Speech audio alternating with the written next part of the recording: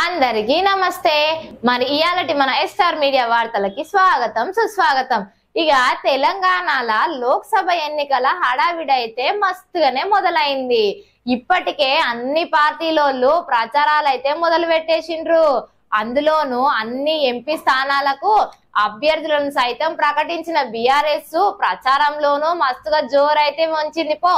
ఇక అసెంబ్లీ ఎన్నికల్లో ఓడిపోయిన బీఆర్ఎస్ పార్టీలో గడ్డు పరిస్థితులు నెలకొనగా ఇక లోక్సభ ఎన్నికలల్లా అధిక స్థానాలు గెలిచి వాళ్ళ సత్తా చాటాలనే గులాబీ నేతలు మస్తుగా ఉవ్విళ్ళైతే ఊడుతున్నారు। ఇక ఇందు గురించి నేరుగా గులాబీ బాసు కేసీఆర్ రంగంలోకి దిగిండు। ఎండిపోయిన పంటలను పరిశీలించిన కేసీఆర్ రేవంత్ రెడ్డి సర్కారును ఎండగట్టిండు। ఇక కాంగ్రెస్ ప్రభుత్వం పైన తీవ్ర స్థాయిలో విమర్శలు అయితే చేస్తున్నారు। ఇక 100 రోజుల్లో నెరవేరుస్తామని చెప్పి అలవిగాని హామీలు ఇచ్చి రాష్ట్ర ప్రజలను నిలువురెత్తున మోసం చేసి వాళ్ళను నిండా ముంచిండ్రని కేసీఆర్ అయితే నిప్పులు జరుగుతున్నారు। ఇక కేవలం విమర్శలకే పరిమితం కాకుండా కాంగ్రెస్ సర్కారును ఇరుకున పెట్టేందుకు కూడా గులాబీ పార్టీ సంచలన నిర్ణయం అయితే తీసుకున్నదనే చెప్పుకోవచ్చు। ఇప్పటికే పలు వ్యూహాలను రచించిన బీఆర్ఎస్ కాంగ్రెస్ ప్రభుత్వ వైఫల్యాలను జనాలకైతే తీసుకుపోతున్నది।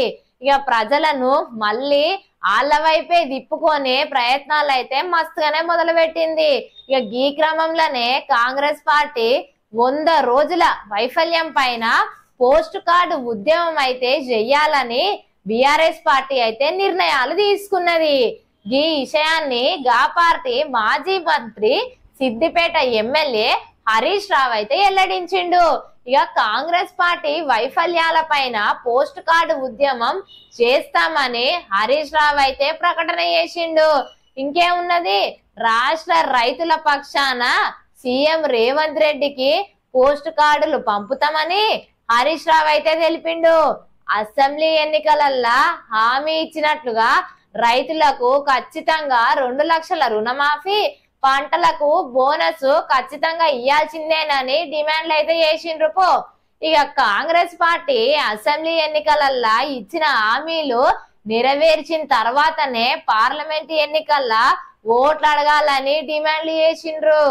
అధికారం చేపట్టిన 4 నెలల్లోనే కాంగ్రెస్ ప్రభుత్వం పైన రాష్ట్రంలో ఇక తీవ్ర స్థాయిలో వ్యతిరేకత అయితే వచ్చిందని హరీష్ రావు అయితే విమర్శించిండ్రు।